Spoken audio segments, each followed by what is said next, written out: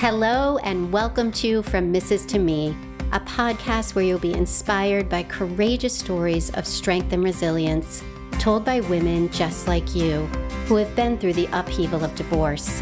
This is their journey from Mrs. to Me, finding their true identity and creating a bold, beautiful life. I'm Crissy Freeman and I'm your host, a certified life coach and divorced mother of two. Join me each week as we explore real stories of divorce and what it takes to transform and live in alignment with the real you. Hello, and welcome to another episode of From Mrs. to Me. I'm your host, Crissy Freeman. My next guest, Ann Hughes, a mom of sons on the autism spectrum, was inspired after her divorce to help other moms navigate special needs divorce challenges and advocate for their children's needs.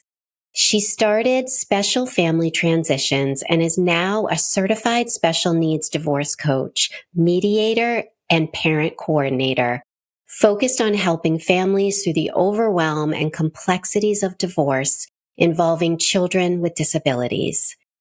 This conversation couldn't be more timely because we're just closing out the month of April, as that was Autism Awareness Month, but we should be talking about it all the time, not just on a particular month, but we just happened to pass that. So I'm so grateful to have you join us today, Ann.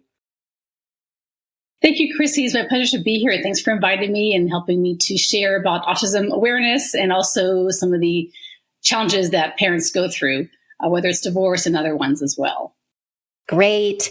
Well, so many women struggle. One of the things I want to start talking about is what you're doing for work, because so many women struggle with pursuing their passion after divorce and even knowing what that is. And so for the work that you are doing, I know it's so near and dear to your heart. And I was wondering if you could start by sharing, how did you start pursuing this path that you are clearly very passionate about, but as a single mom, while not only navigating motherhood to autistic boys, but also navigating the overwhelm of divorce?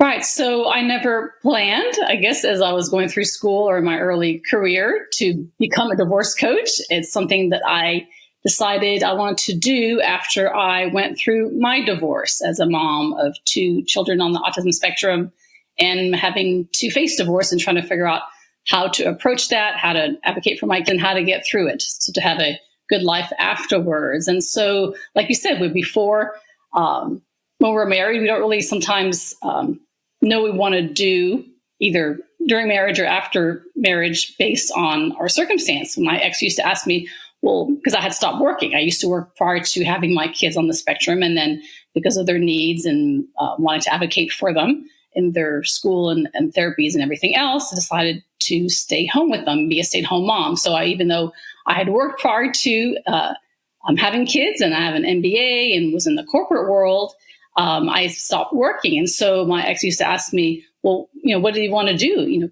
you want to go back to work? Do you want to start a business? And I honestly had no idea. But then this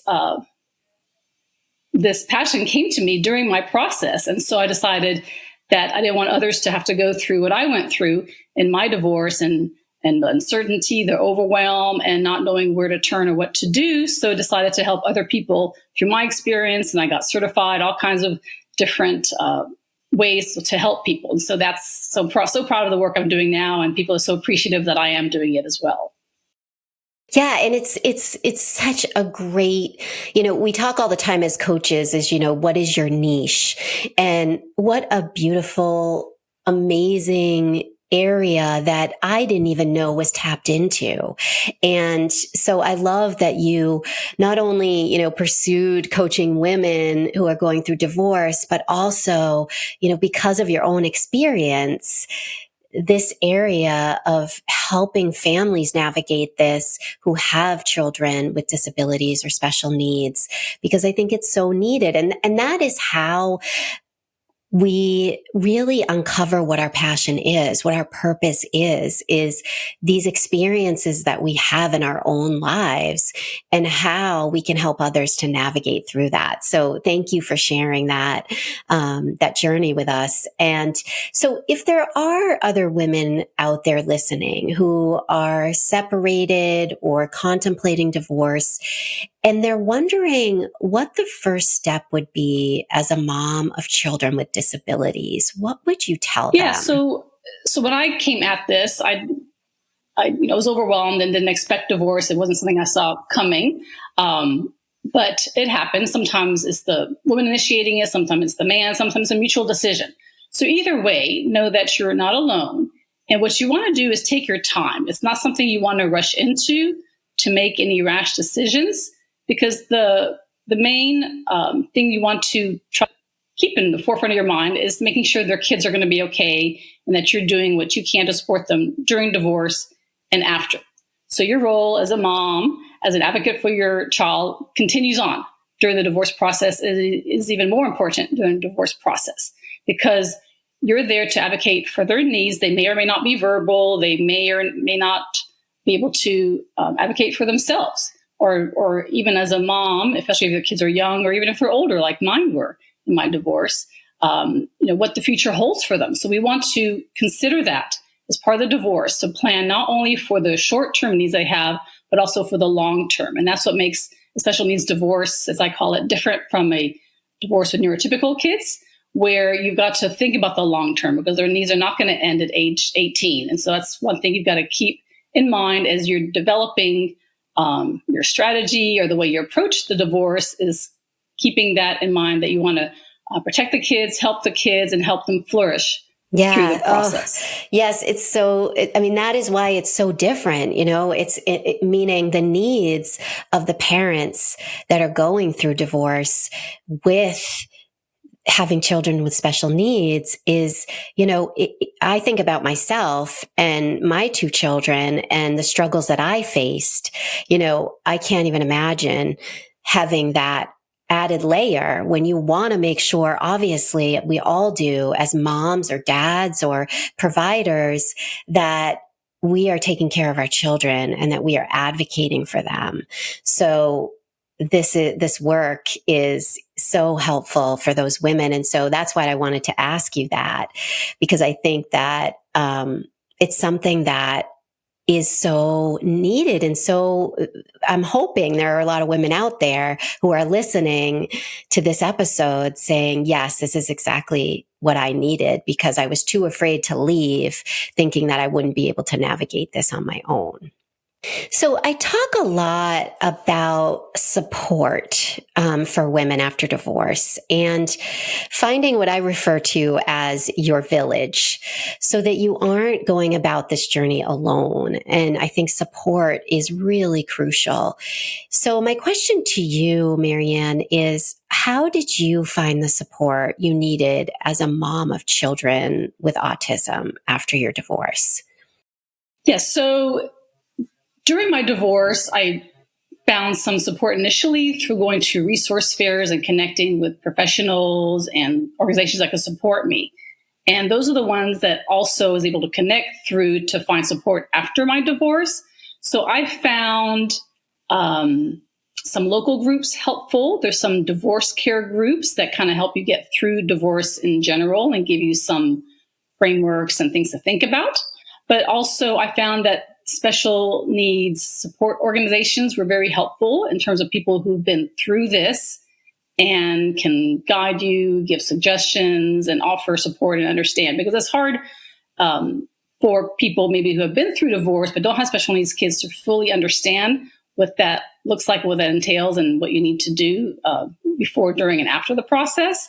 And so that's one of the things that I'm trying to do, hopefully, is to build a community of people who have been there, going through, and understand, so we can be there for each other. So, there's all kinds of resources out there, which I'm happy to connect with. And one of them, as an example, is this Autism Parenting Summit that I'm going to be speaking at. And so through that, people can learn about different resources that are available, not just for divorce, but also for other ways to support families on the spectrum.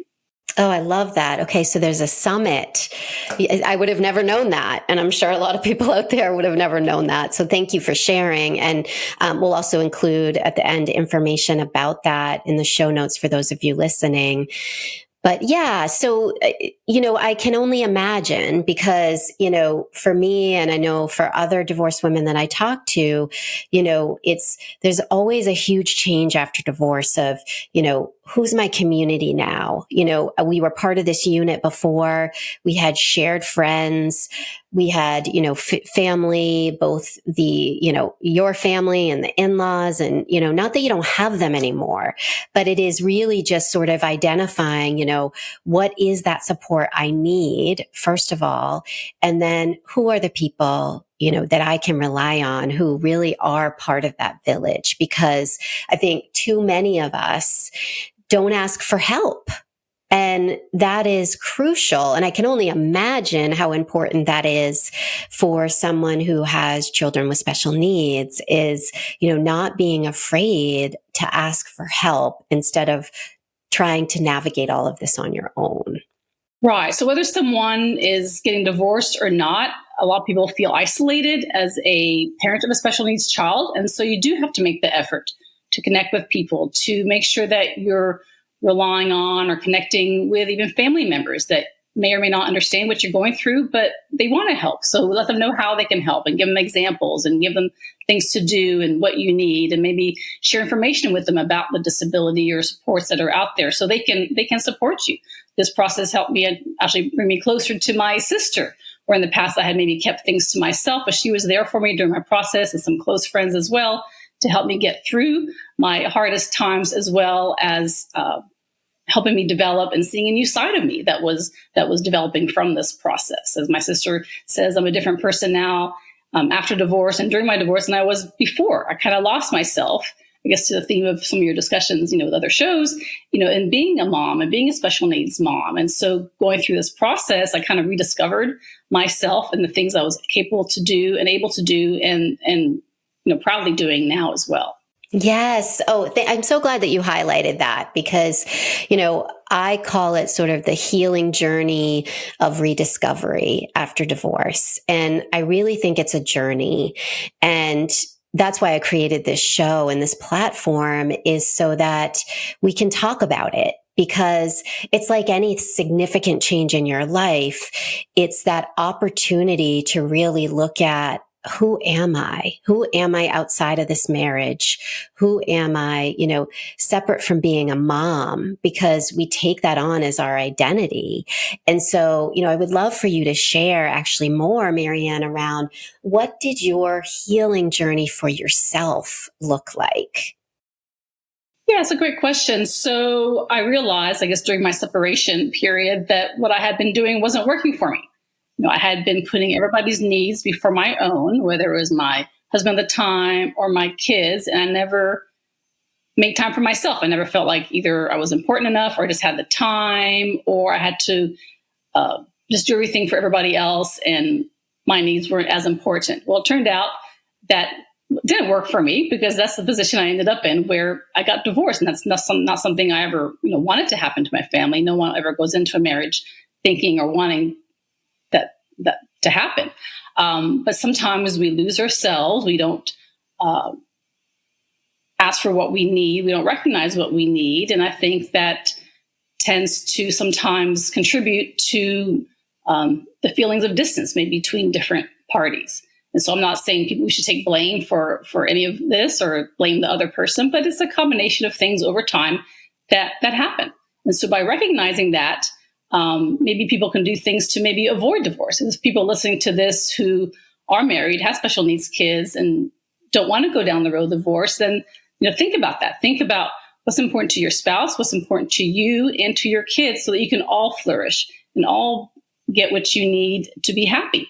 And so, never hurts to ask the other person, what is it that I can do differently, or what can you do for me? Ask for help sometimes. Sometimes as a special needs mom, we don't ask for help. We try to do everything on our own. And then that person maybe doesn't feel included or has other interests or whatever it might be. There's so many reasons behind divorce. We can't get into all that now, especially around special needs kids. And the incidence of special needs divorce is much higher than it is for families that don't have a child with special needs or autism or whatever it might be. So, because I think, part of it is you're focusing so much on the child, and there's other stresses involved as well. Maybe sometimes one parent or more are not accepting of the disability and how to support that. So there's a lot of things that go into it.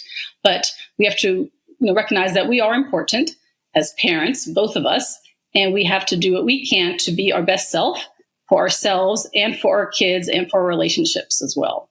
Yes. I always say at the end of this show, you can't pour from an empty cup. And I really believe that, we cannot show up the way we want to. We cannot advocate for our children. We cannot do the things that we would love to be doing if we are doing that and not nourishing ourselves. It just doesn't, over time, it just doesn't work.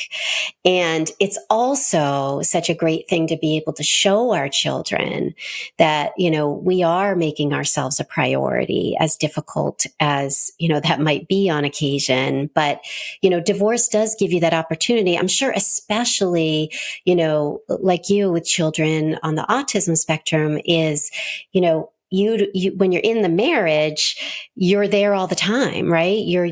And usually, you're focusing on the children. And so I'm sure one of the opportunities that divorce gives you, if both parents are actively involved, is that time to yourself for the first time. And you're sort of like, oh my gosh, I'm alone. What do I do with this time? And that's an opportunity for us to really go in and focus on, what lights us up? Who are we? And how do we want to move forward? And for you, you were able to use that time to really discover, what? This is what I want to do. This is my passion.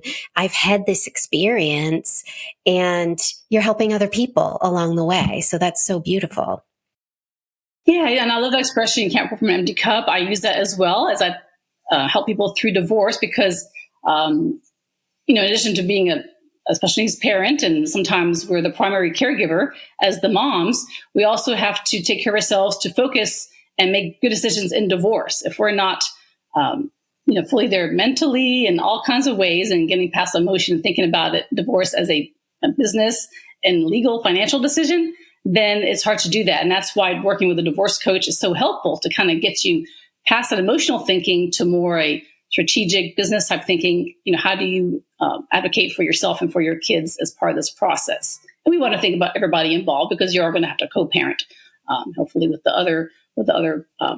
the dad or whoever, the other party might be. But it's important to, recognize that we want to get through this and take care of ourselves in the process to be able to be a good parent for our child in the future. And yeah, to your point about what to do in our free time, I can tell you the first time I didn't have the kids with me for the first time in their lives to stay with me was a scary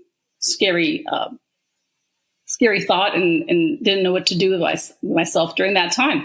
But now I can tell you I value that time. It's time I can catch up on things, whether it's personal, see friends, on my business, whatever it might be. So as a full-time or primary caregiver, sometimes we don't give ourselves breaks, but this is kind of an opportunity that a lot of families after they get divorced look forward to because they do have time where they know their kids are somewhere safe, and then they can do what they need to do to replenish themselves. Yes. Which, is much needed, I'm sure. And so, as we talk about divorce and the divorce process, there are so many challenges. There's so much overwhelm, whether it's, financial overwhelm, whether it's co-parenting challenges, whatever it might be. For parents who have children with special needs, I'm sure there's additional challenges that you need to be thinking about as you advocate for your children. What are some of those challenges or things that parents, need to be thinking about or might come up against as having children with special needs and going through this process? Sure. So the scariest thing and the thing with most uncertainty is what's going to happen to that child as an adult. And so, as a divorce, especially what's different is that with a typical divorce, child support is going to end at 18, usually, depending on the state you're in, and then that child can support themselves and either go to college, work, whatever it needs to be. When you have a child with any kind of cognitive or different kind of disability, that may not happen. And so you have to plan for the long term, for the future. And that becomes difficult because, one, you have to research what's out there and what it's going to take and the costs associated with that. And that comes into play, as I mentioned, about the financial decisions and how then to come to decisions in divorce about how and how much child support and how to agree on other aspects of the divorce. Because in some states, you can get child support past 18. In Texas, where I am, it could be lifelong if you have a child not capable of self-support. And so that then becomes a battle in itself sometimes when the other parent may not want to continue to pay that support. And that's where you have to maybe prove the disability. You have to show the needs. And so I tell my clients, look at it in black and white. What is it the child needs now?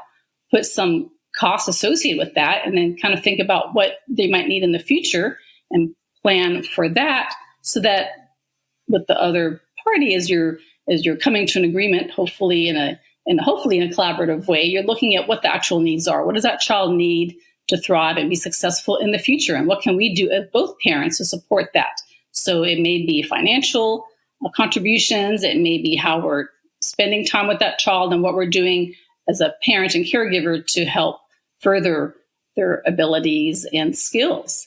And so there's other people that can come into the picture to help with that sometimes. There's special financial planners. There's legal people you want to work with. You want to work with a family law attorney who's experienced with special needs because, as I said, every state is different how they handle things. And then an important part of a special needs divorce as well is protecting your child's benefits now and in the future. And so you want to work with an estate planning attorney who also understands this to maybe develop some first and third party special needs trusts. And once again, that's to protect the child in terms of the money income they have so that they can be eligible for programs and benefits in the future. Oh, wow. See, those are things that I wouldn't even think of, so those are so helpful in terms of thinking about, even when you just mentioned, getting a lawyer who's experienced in dealing with special needs. Of course, that you would want that for them to be your advocate and to understand the landscape as they're guiding you. So that alone is something, I wouldn't have thought of. A lot of family law attorneys don't really have that information or know that because they haven't had that experience. So it's really important when you're trying to find an attorney that you ask those specific questions about, how have you helped other special needs families? Can you give some examples and your experience level? Because a lot of attorneys will say they have experience, but really try to find out, try to get referrals from friends from the special needs community of ones that for sure can connect and support you. And as I'm a member of some organizations that can help find attorneys that have that information. So happy to help out in your search. Oh, that's great. So you're such a great resource already for people who have questions about this.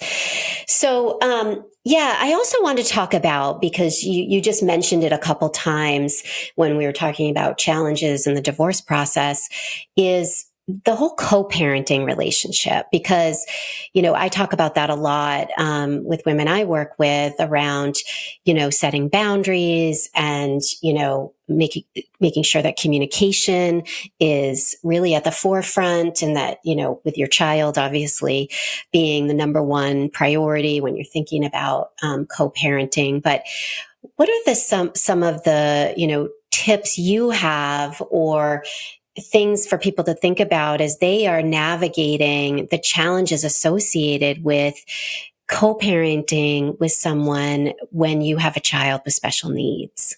Sure. Well, the first thing I learned was that every parent has their own style. And so the other parent may do things differently, and that's okay. And it takes time to accept that. But I think one of the main concerns as a caregiver, primary caregiver of a special needs child, especially when they're going through a transition and the other parent hasn't been involved, is how do we help that other parent to be the best parent they can be when they have that child, especially if the child is nonverbal or they have extensive medical needs. We want to share that knowledge and find ways to impart that knowledge with the other parents so that you feel comfortable and they feel comfortable and the child is taken care of. So it's not a time that we want to keep everything to ourselves and the other parent may say they don't want your help, but we want to find ways to share that information where it's in a non-threatening manner, in a supportive manner, and sometimes maybe a third party coming in to share advice and recommendations and strategies can be helpful too if they, at that point in time, don't want to hear it from the person they're getting divorced from, and that happens sometimes. So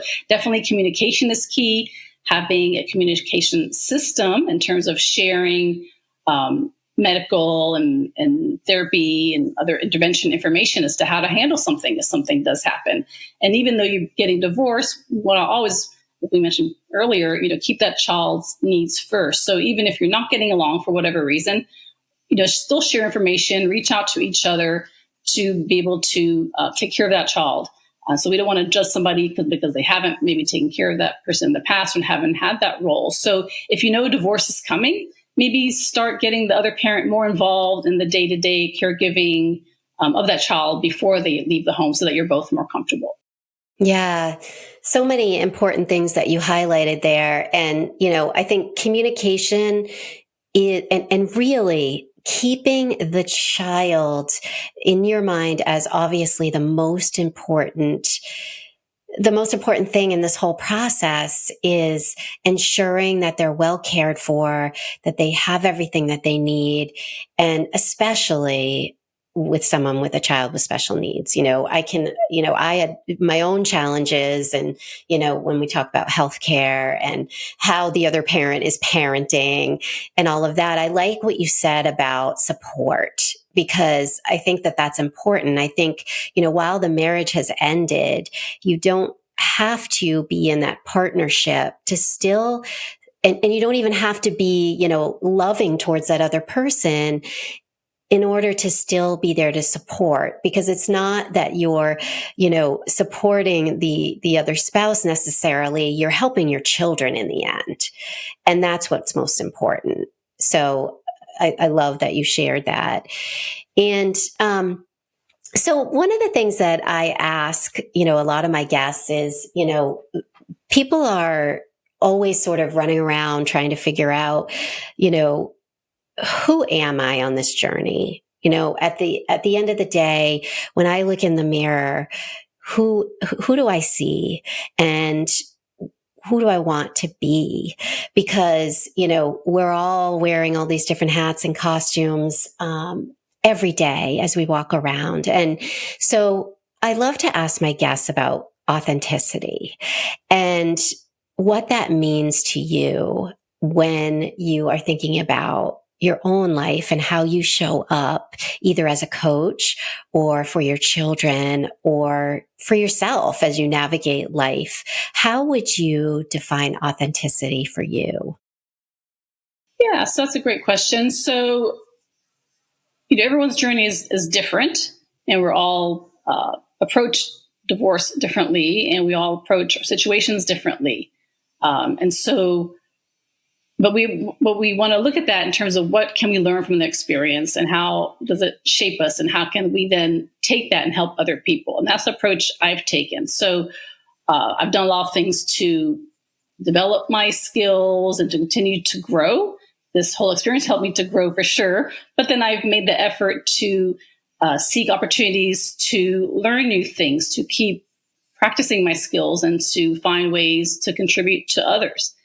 And when I come across with working with clients or even on my social media, I do it from the heart. So I'm not there just creating posts just to create posts. I share things that I believe in, things that I've accomplished, because we have to celebrate our wins and celebrate ourselves and hope that then inspires other people as well. And so, for instance, I just had an article published in a in a magazine yesterday. So I shared about that. And I don't do it to sound like a bragging thing, but it's to say, okay, I've developed now the experience and the authority to be able to share that information. And I want to do it, share that so other people can maybe read that article and know that there's hope and give them direction as to things to do.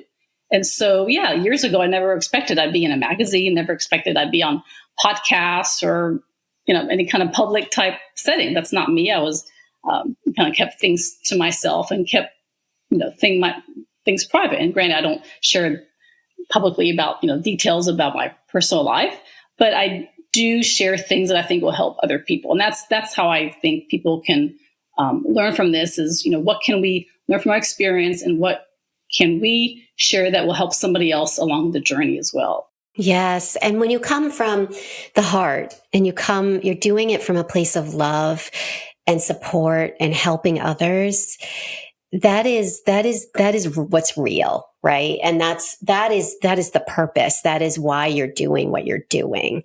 And I think when we tap into that, that's when the authenticity, our truth really shines. And so, but it's hard, it's one of those things that, I say to all of my guests is, it's really hard. There's work, it's work, and you have to keep reminding yourself, especially when we talk about social media, because, you can look at all these other people, you can, go into imposter syndrome, you can do all of these things. But when you shut that out and you really are tapping into your own heart and coming from that place of purpose, it shines through you. It's when we get, sort of sidetracked by all of the other things that we're seeing external of us, that authenticity is not able to shine. So thank you for sharing that. And lastly, I did want to ask you, because this does come up fairly often as well, which is the change to the family unit. So when you get a divorce, obviously there is change to what that family unit looks like. And with that, I hear from women all the time, I want to create my own traditions. I want to, figure out what does that look like? How do I do that when, we used to do all of these things together as a family? As a mom of children with special needs, how did you go about sort of redefining what that family unit looked like to you? Right. So it's important to remember, I guess, the term family. So you are still a family, right? So it's you and your kids and maybe extended relatives or whoever you decide is family to you. And so you can have your family time, and with your ex, then they can have family time too, because the kids hopefully are close to both parents or should have the opportunity to develop relationships and memories with both parents. And so, yeah, I mean, I can tell you, the first holidays were difficult trying to figure out how to navigate that. What are our traditions? We used to do things a certain way, like you said, but then we just kind of adapted. So I kept some of the same traditions, like for instance, for Christmas Eve, we would have the presents. I would put them under the tree the night before, or Santa did, depending on who's listening, right? So right. I still kept that. And so it looked a little different, where I was the only one doing it versus somebody else, helping me. But that was important for my kids to be able to come down and see the Christmas presents there under the tree Christmas morning. And granted, Dad wasn't there, but Grandma was there, perhaps, or my grandparents, and my dad since passed away. But yeah, so sometimes we open presents on our own, and then we bring in other family members to join us for a meal. So there's some things that are same and some things that are different. I remember going to church on Easter and looking around thinking, it's kind of not fair. There's, happy couples there, and here I am, as a single mom. But over time, those feelings change and the appreciation changes for that you're there to celebrate a holiday or celebrate love in your family. And so, don't think about what could have been, but think about what you have now. Be grateful for what you have and how you can make a positive experience and memories and traditions from where you are now in life. Yeah, and it is. to your point, family is who you surround yourself with. And family is, it can be your parents, it can be friends, it can be, it can look like anything you want it to be. And, I was like you. I continued a lot of the same traditions that I had, when my former spouse was in the picture. But then I also created some of my own. And so, thank you for sharing that as well. And so as we come to a close here, I did want to ask you, Marianne, how the audience can learn more about you and the work you're doing and any resources you have that you might want to share. Yeah, great. So I'm here to help families going through challenges before, during, or even after divorce. So you can find me on most social media platforms as Special Family Transitions. And that's also the name of my website, where there's links to contact me and to my different platforms as well, which is specialfamilytransitions.com. So I'm happy to help out. Most of my work is as a certified special needs divorce coach, but also I recently become a mediator and parent coordinator. So happy to help out both parents, if they'd like, to try to come to some decisions and then maybe take that to attorneys rather than have attorneys be the first person you rush out to. So I'm here to help you prepare for your divorce, but also help you to support you during the process as well. Great. And I will include Marianne's information as well in the show notes. So if you didn't catch that, there'll be another opportunity to see that later. And also, if you are interested in joining the From Mrs. to Me community, you can find us on Facebook at From Mrs. to Me, Rediscovering You After Divorce, where you'll find tools, resources, and information on my upcoming retreat this fall. And if you enjoyed this episode, please give a review and subscribe so we can keep this going. And as I always say, you can't pour from an empty cup, so keep doing that inner work. And Marianne, thank you so much for being here. And everyone out there, I'll see you here next time. I hope you enjoyed another episode of From Mrs. to Me, real life stories of real women and their journey of transformation after divorce. I'm Crissy Freeman, and if you like this episode, please drop a review in Apple Podcasts or wherever you listen to your favorite podcasts. Do you have a story to share? Are you ready to inspire other women on their journey through divorce? If so, find me on Instagram at From Mrs. to Me. For more tools and resources on creating your path to transformation after divorce, follow my community on Facebook, From Mrs. to Me, Rediscovering You After Divorce.